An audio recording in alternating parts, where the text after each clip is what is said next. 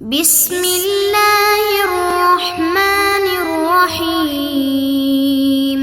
بسم اللہ الرحمن الرحیم۔ ہمارے آج کے سبق کا عنوان ہے صالح علیہ الصلاۃ والسلام، یعنی حضرت صالح اللہ تعالیٰ کی رحمتیں اور سلامتی ہوں ان پر۔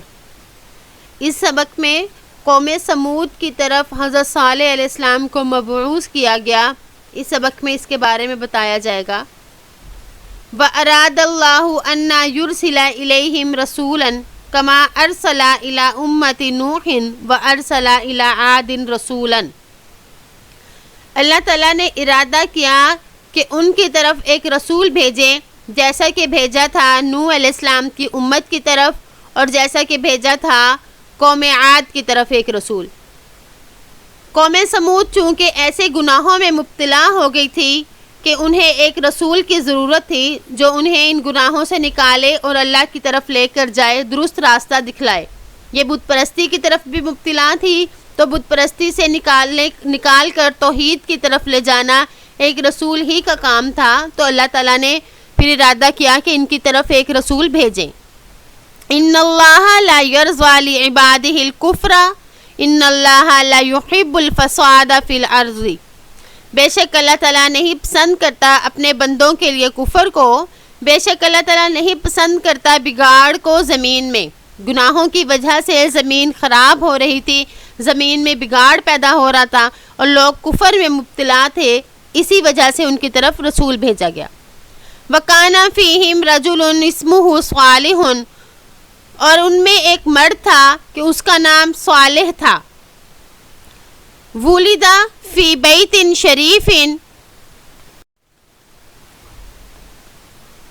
وَنَشَأَ عَلَىٰ عَقْلٍ وَصَلَاحٍ، اور وہ پیدا ہوا ایک شریف گھرانے میں اور اس نے پرورش پائی عقل اور درستگی پر، یعنی عقل اور صلاح پر انہوں نے پرورش پائی حضرت صالح علیہ السلام نے۔ وَكَانَ وَلَدًا نَجِيبًا جِدًّا وَكَانَ وَلَدًا رَشِيدًا جِدًّا يُشِيرُ إِلَيْهِ النَّاسُ، اور وہ بہت شریف لڑکے تھے اور وہ بہت بھلائی والے لڑکے تھے کہ لوگ ان کی طرف اشارہ کرتے، یعنی وہ لوگوں میں مشہور تھے اپنی ان صفات اور عادات کی وجہ سے۔ نجیباً رشیداً، یہ دونوں اسم فاعل کے صیغے ہیں، واحد مذکر غائب کے، واحد مذکر کے صیغے ہیں۔ وَيَقُولُونَ هَٰذَا صَالِحٌ هَٰذَا صَالِحٌ، اور لوگ کہتے کہ یہ صالح ہے، یہ صالح ہے۔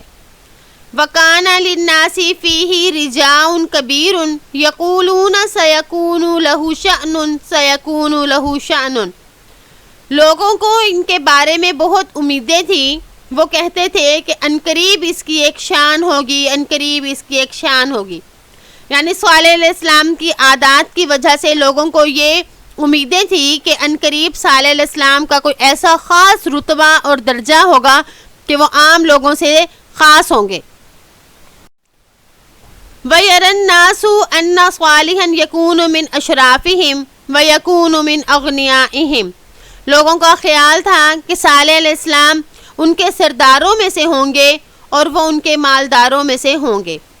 اشراف اور اغنیا یہ دونوں جمع کے صیغے ہیں، اشراف شریفن کی جمع ہے، اغنیا غنیون کی جمع ہے، یعنی صالح علیہ السلام کی عادتوں کی وجہ سے لوگ کہتے تھے کہ اللہ انہیں سرداری دے گا اور یہ بہت سے مالداروں میں سے مالدار ہو جائیں گے، کیونکہ قوم سمود کی جو عقل تھی وہ صرف دنیا ہی تک محدود تھی۔ جب انہوں نے دیکھا کہ صالح علیہ السلام کے پاس خاص قسم کی عادتیں اور قابلیتیں ہیں، تو انہوں نے کہا کہ یہ قابلیت اسی وقت کام آئے گی جب وہ دنیا کے اعتبار سے بہت مالدار ہوں گے۔ اور اسی طرح صالح علیہ السلام کے والد کا بھی یہی خیال تھا کہ میرا بیٹا بہت امیر کبیر شخص بنے گا۔ آخرت کو تو انہوں نے بھلا دیا تھا، آخرت کو تو یہ سوچتے ہی نہ تھے کہ آخرت کے اعتبار سے بھی یہ لڑکا اچھا بن سکتا ہے۔ وَيَرَوْنَ أَنَّهُ سَيَكُونُ لَهُ قَصْرٌ جَمِيلٌ وَبُسْتَانٌ كَبِيرٌ، ان کا خیال تھا کہ عنقریب اس کے خوبصورت محلات اور بڑے بڑے باغات ہوں گے۔